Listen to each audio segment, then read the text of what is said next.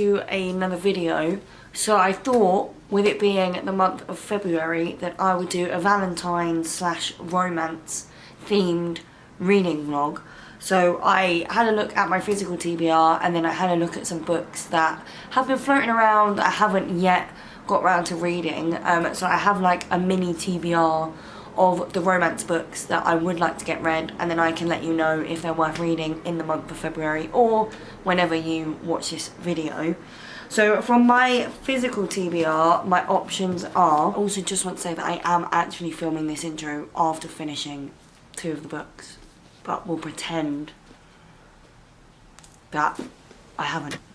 Before I Let Go by Kennedy Ryan, which is about a couple that are basically navigating life after a divorce, which I thought would be quite an interesting take on like a romance book. We have The Soulmate Equation by Christina Lauren, which I think is very much like Ali Hazelwood STEM vibes, like there's a science element to it, so I thought that could be quite cool.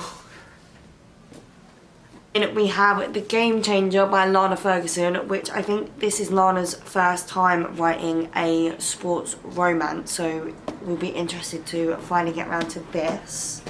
So that's it for books on my physical TBR. Kindle-wise, there's only one that's on Kindle Unlimited, and that is Summer Romance by Annabelle Monaghan. I have absolutely no idea what the plot is for that, but I've heard good things about it, and it's on Kindle Unlimited, so I want to see if I can get around to reading that. We also have The 7 Year Slip by Ashley Poston, which I feel like everyone has read. I feel like I'm the only one that hasn't read it, so maybe I can get around to that. The last 2 are Ready or Not by Cara Bastone, which I think is like accidental pregnancy, and the other one that I wanted to get to, and now the title has gone from my head. And then the other one that I wanted to try maybe was The X-Files by Jessica Joyce, which I think again is like a second chance romance, which I seem to love. Like I didn't realise that was a trope that I love, but apparently I do. All the videos that I want to attempt to get to, obviously I don't want this video to go on forever, so I won't be reading all of them, but I wanted the TBR to be wide enough that it's still sort of like mood reading, even though it's within the romance theme. So without further ado, let's get into the video. I probably should be sleeping, but I'm in like the last 20% of this book, and honestly, her writing is incredible. That's one thing that I'm taking from this book. Kennedy Ryan's writing is phenomenal. Like the way that she puts emotions into like every line in this book, and to see like the character development from the beginning to now. I'm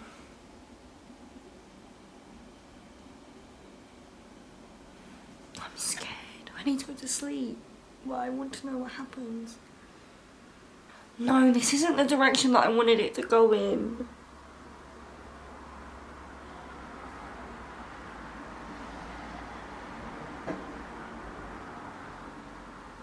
Oh, it's so annoying. Like, they're doing all of this work to fix their communication, and they're still not communicating properly.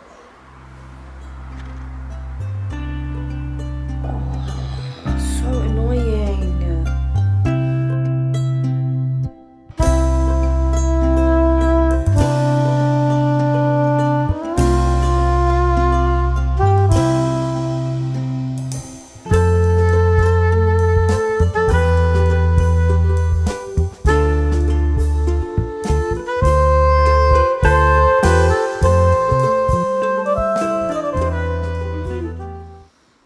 What's wrong with us bitches? Hendrix asked, picking up a spear of olives, brie and pepperoni. Ooh, I love a good charcuterie board.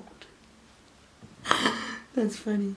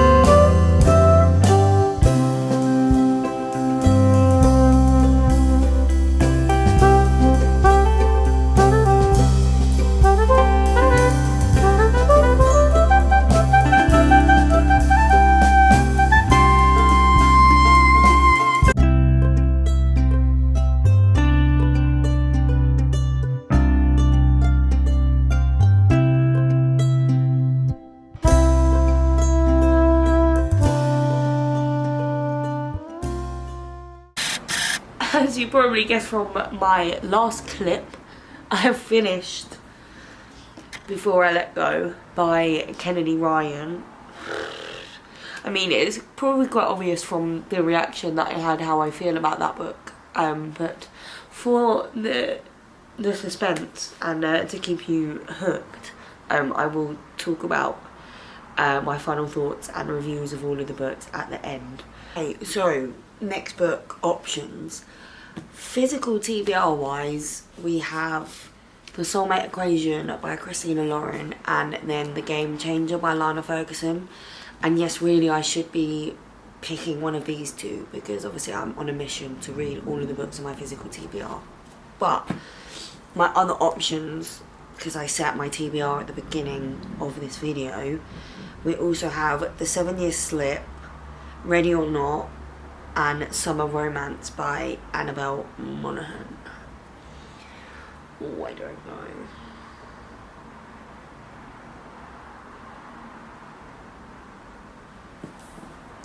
I think in the spirit of decreasing my physical TBR, I'm going to go with The Game Changer by Lana Ferguson. So, wish me luck.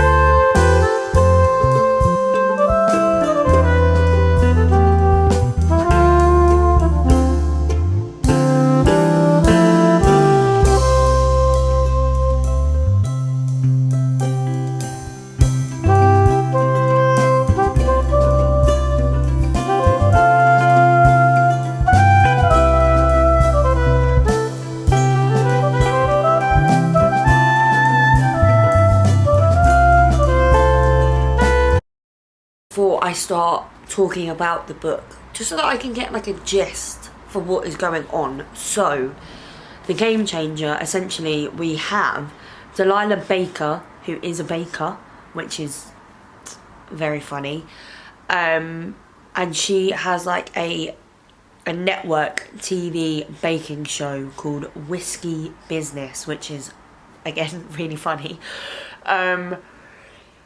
But the the views for the show have been getting lower and lower and lower, so she's gearing up to go into a big meeting with like the executives of the show, the executives of the network, and she is scared for the future of her show. We have also had a phone call from her older brother Jack, who plays for an NHL team, and that phone call and that telephone conversation has introduced us to our main male character, who is Ian Chase, and he is the older brother's best friend. They used to play on the same NHL team, but he got married and went through a divorce, and he left to go to Canada. He left to go play for another team somewhere else amidst all of like the drama that was going on with his divorce. But we have found out now that he is coming back to the same team as the brother, and that he will be staying with the brother. That's what we know so far. Obviously what I know from the back of the book is that there is some fake dating going on. So if you know me, you will know I love a bit of fake dating. Like, obviously it's the same thing every time. They fake date, but also like fake dating is the same as dating, because you're going and getting to know the person even if it's not real.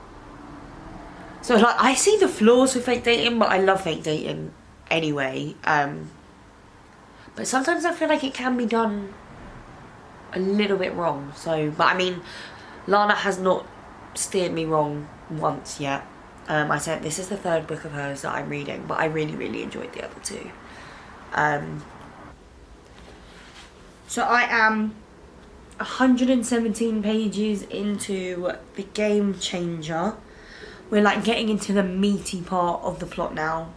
They are officially fake dating, and that's as much of the plot that I'm gonna give away. I just wanted to let you know that like the plot is plotting right now.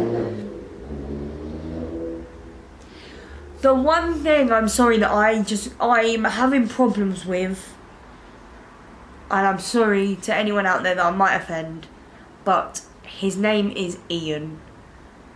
And so all I'm picturing is Mr. I've got nothing left, Ian Bill. Which is not helping the sexy vibes that are supposed to be going on. Because I'm thinking of Chip Shop Ian.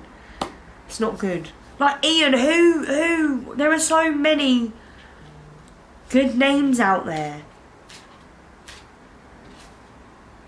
Now all of the names have gone out of my head. But like, I don't know. I mean, even Peter is better than Ian. Why can't I think of any good boy names?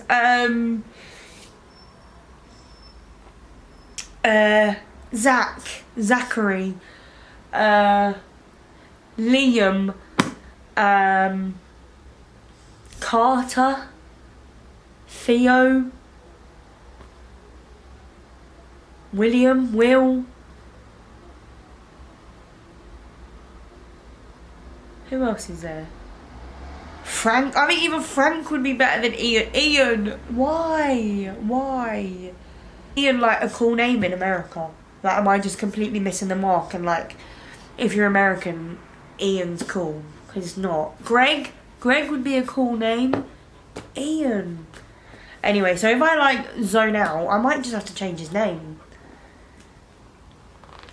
Maybe.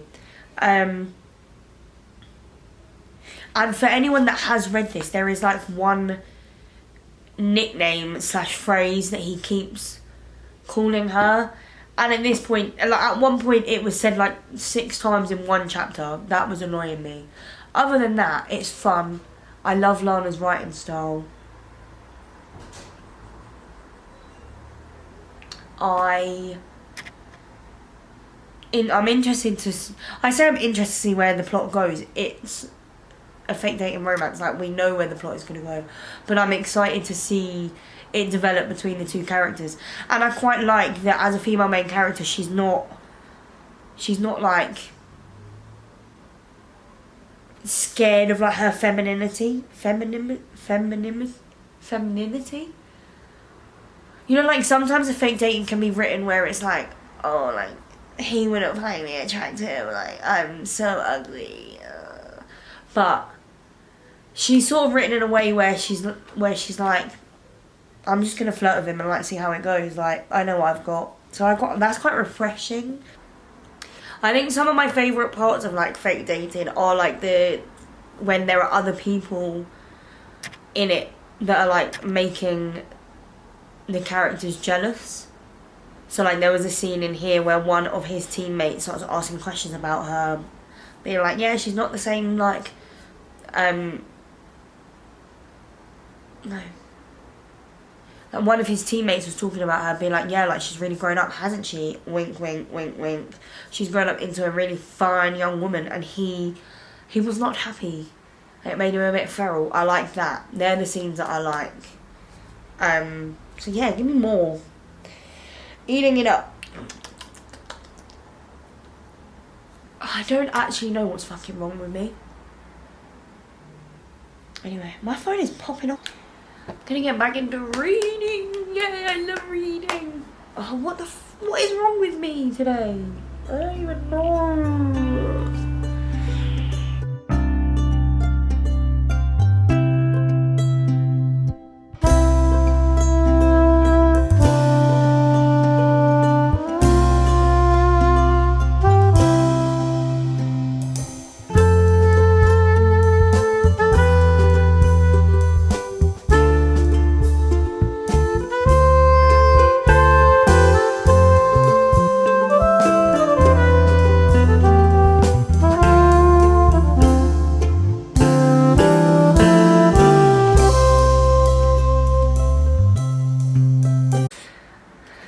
like a mystery character in this.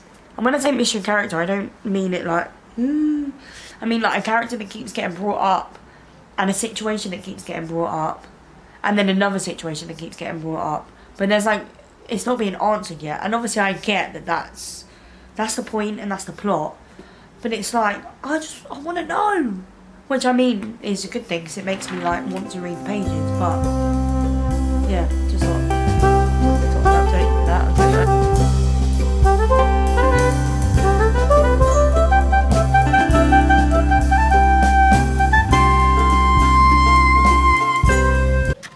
As you can probably tell from that last clip, I have now finished The Game Changer by Lana Ferguson. As I said before, all final thoughts and ratings will be at the end of the video. So now it is time to pick my next read of the video. Physically, the only book that I have left is The Soulmate Equation by Christina Lauren. So I could just read this, and then I've smashed out 3 books from my physical TBR just this month.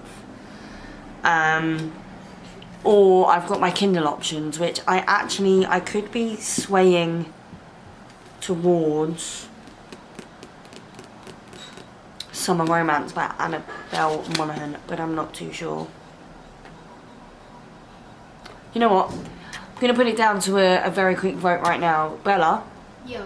Do you think I should read The Soulmate Equation by Christina Lauren or Summer Romance by Annabelle Monaghan? I'm going to say, what's the other one? Not Summer Romance? The Soulmate Equation. Yeah, because leave the Summer Romance with summer. So you think read The Soulmate Equation by Christina Lauren? Albie, do you think I should read The Soulmate Equation by Christina Lauren or Summer Romance by Annabelle Monaghan? You think this one? Okay, it's decided. My next read is going to be The Soulmate Equation by Christina Lauren. I officially have Valentine's Day pyjamas from my mum. I am attempting to read The Soulmate Equation. I don't know if it's me, I don't know if it's the book, but I keep putting it down. I'm literally like 30 pages in and I'm just thinking about like literally anything else. So where we are so far is we have Jess, who is a single mum and like is just sick and tired of wasting energy going on bad dates. And I think she meets with a friend who is an author quite regularly. I say I think as if I haven't just read the first 30 pages of this, but I don't think my brain is retaining the information.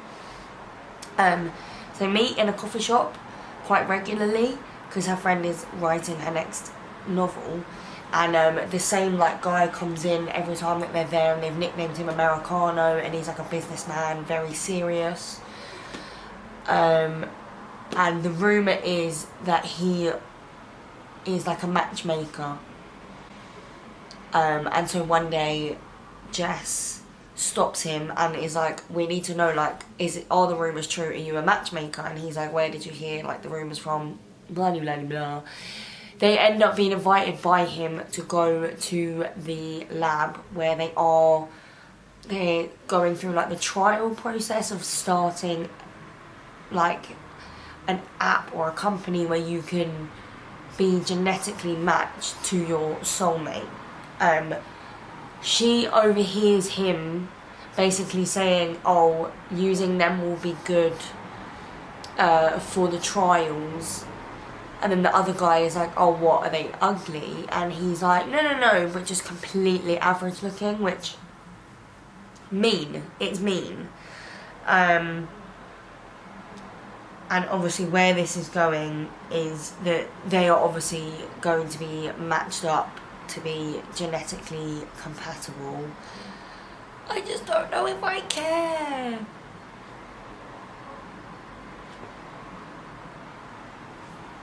I just don't think... I don't know what to do. I don't know what to do.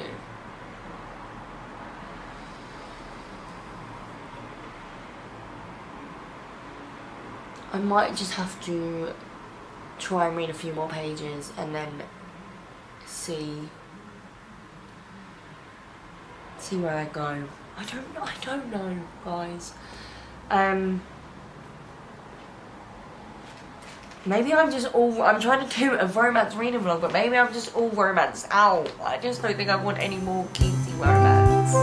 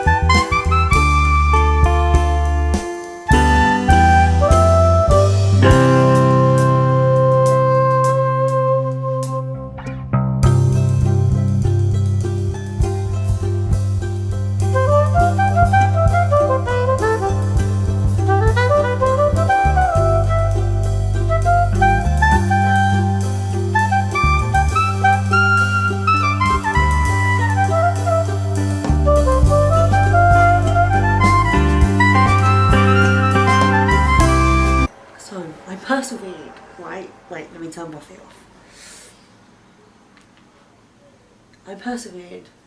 I'm now on chapter 17, page 222, probably about 70% into the book, and I don't know where it happened or how it happened, but I'm kind of a little bit obsessed.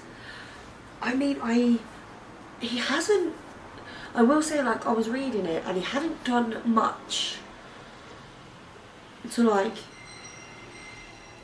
you know, like for her opinion to have changed on him. Like, they just literally started hanging out a little bit more, and all of a sudden she started getting like the tingles for him. And at first I was like, oh, it don't really make sense, but like as we've read it, I've done the same thing. Like, I don't know what he's done, but I'm kind of in love with him. Things are going pretty well. But I'm really enjoying it. I am really enjoying it. But I just don't understand, like, I don't know. I don't think I've ever, like, addressed the elephant in the room, but this is Taylor.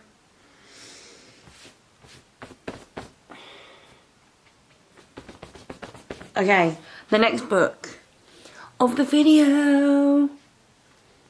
It is it is Summer Romance by Annabelle Monaghan. So this follows our female main character, whose name is Ali, and so we start the story where exactly a year after her mother has passed away, her husband asks for a divorce, or like asks to separate. I hate men, like to the day. She wakes up, goes downstairs to start making like nice breakfast, and she starts thinking about her mum and how it's been 365 days, and she starts crying, and his response is, I think we should break up, which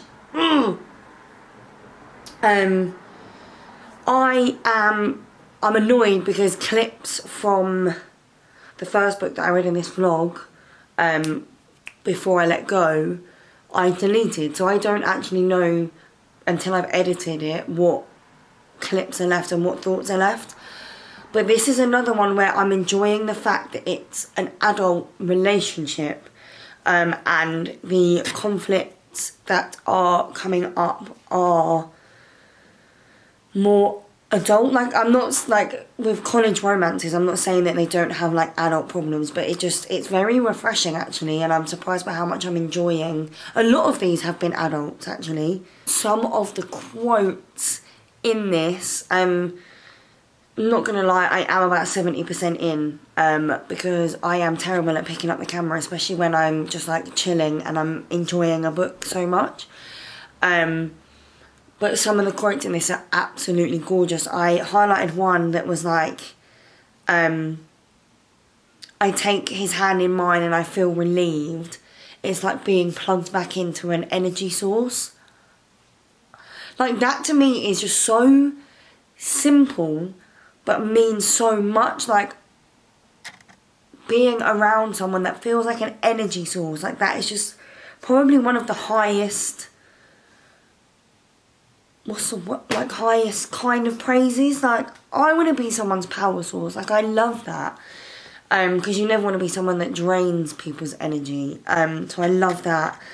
I love that she loves her mum. I feel like if you have a good relationship with your mum, and I'm not saying a perfect relationship with your mum, because there are some things in here where she's like working through it through like the lens of grief, where, you know, like, you love a person and you want nothing more than to see that person again, but you're also coming around to the idea that, like, it wasn't the perfect relationship, but like she has conversations with her mum as she's like going through life, and I just love that. It's sort of like the callback to, no matter how grown we get and no matter what we go through, like, we will always be somebody's child, and I love that. I love that sentiment. You know, like when you see like older women in Costa and you think, once upon a time they were somebody's daughter, like, I love that, and I feel like we're getting that in this book. It's till we were dead and gone and buried, check the pulse and come back swearing it's the same after 3 months in the grave. Also, I'm just eating up like the child elements of these books as well, because I feel like it's such a testament of like their commitment.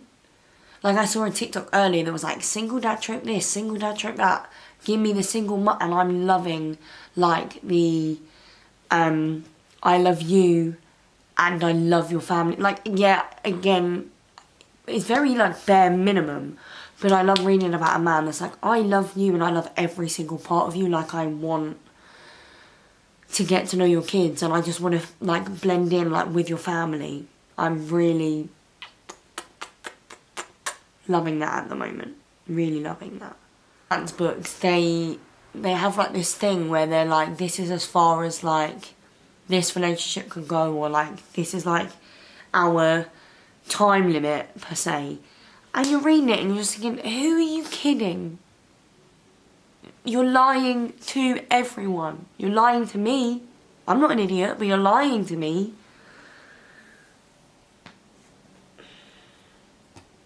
It's like miscommunication, but like not like, because their communication, that's another point. Their communication in this book, top tier, like so good. They're very open and honest about what they want. But they're not open and honest about like the end goal, you know? Like, they're just open and honest about in the moment. Someone who like, I really, really love my mum. This book is hitting. Because I love my mum so much. Mum is my best friend. There's a scene, this doesn't really count as a spoiler, because obviously you know, straight off the bat, like, that her mum has passed. So where we're at now, it's been 2 years.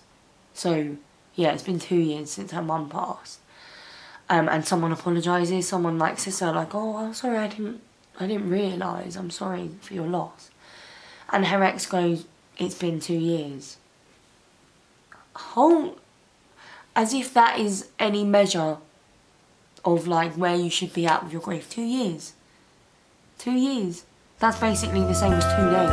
I hate that.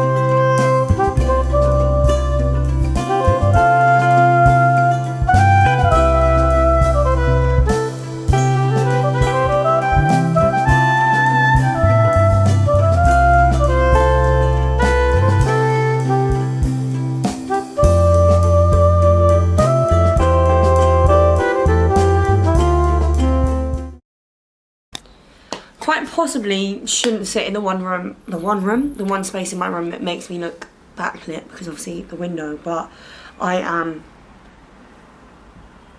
am like changing my bed and stuff, and it's not a pretty sight. It's not nice to look at.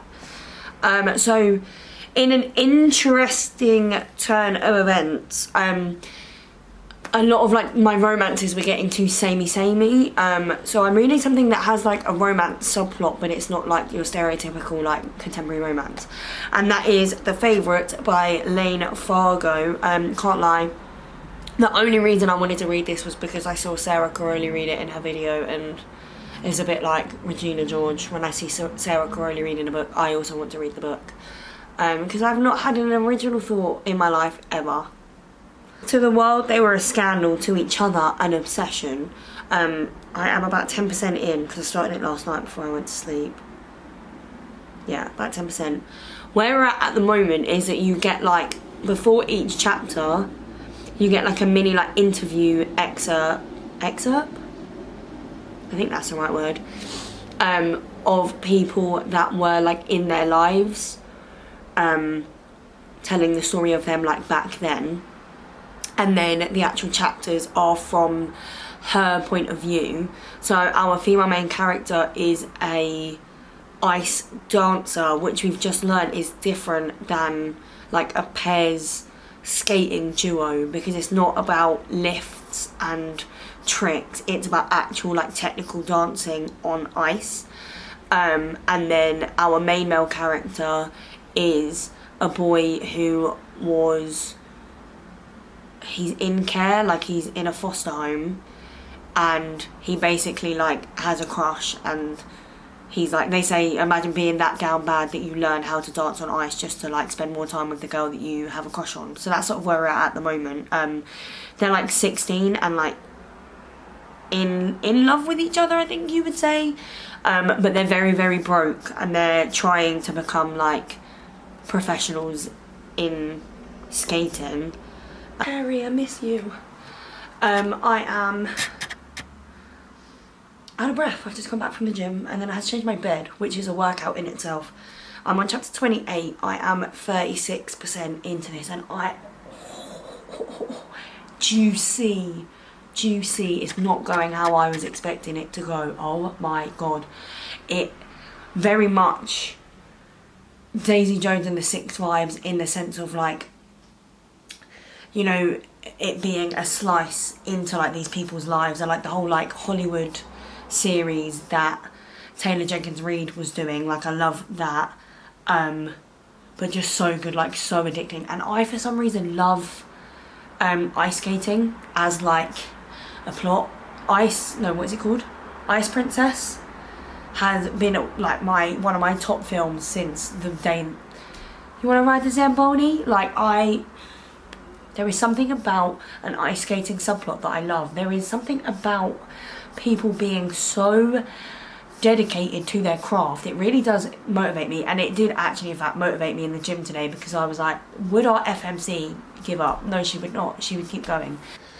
Okay, another update. I am 86% into this book, and I actually just had to put it down and pace back and forth for a solid like 5 minutes, and then I tried to pick it up again, and my heart was pounding so much in my chest I had to put it back down, and then just pace for another 5 minutes, like with head in hands, listening to Taylor Swift. This is literally the most addictive book I've ever read in my life. Like, it's like crack. I'm not even joking.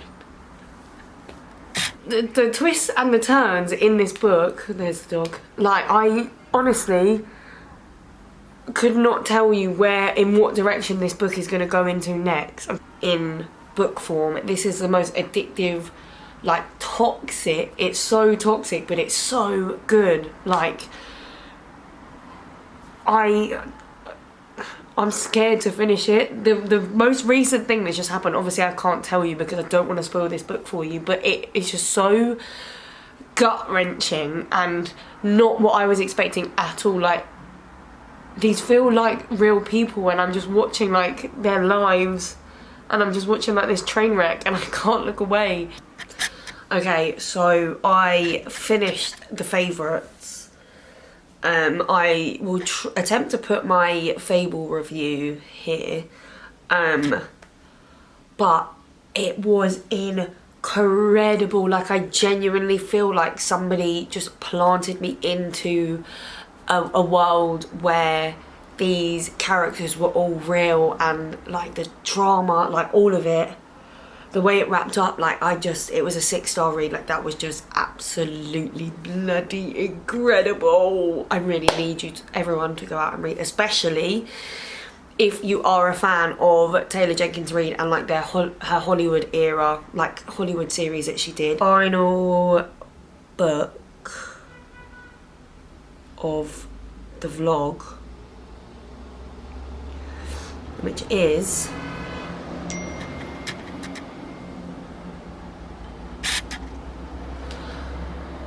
Book Lovers by Emily Henry, because is it really even Valentines unless you're reading a Emily Henry book, an Emily Henry book.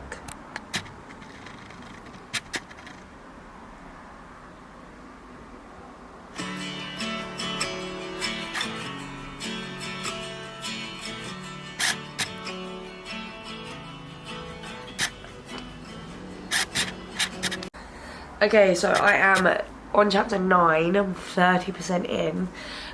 So this book, we have our female main character, Nora, and then our main male character is Charlie Lastra. Nora is a book agent, and then Charlie is a book editor, and they have like a meeting about this book that is set in a small town. He hates it, and he hates like the setting of the book. She loves it. Then we fast forward to 2 years later. The book is out, very successful, but her sister is pregnant and just going through like a bit of a rough time, so they decide to go on a month-long trip to the small town that the book is set in. And when they get to the small town, Nora sees Charlie Lastra in the small town. That is as much plot as I will give you, but it's hitting again. Like, the characters and the banter and like the tension between them is just god tier. Like, Emily Henry knows what she's doing, do you know what I mean?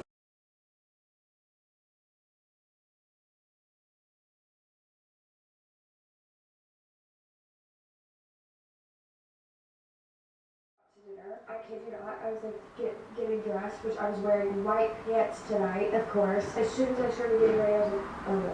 I literally said, I love Charlie. Charlie is so funny. Charlie's so cute. to be like that person that was like I finished Book Lovers by Emily Henry, and I didn't get much like content of me reading it, only because I read the majority of it like on my break today at work, and it's just not really the place to be like, yeah, like reading this book.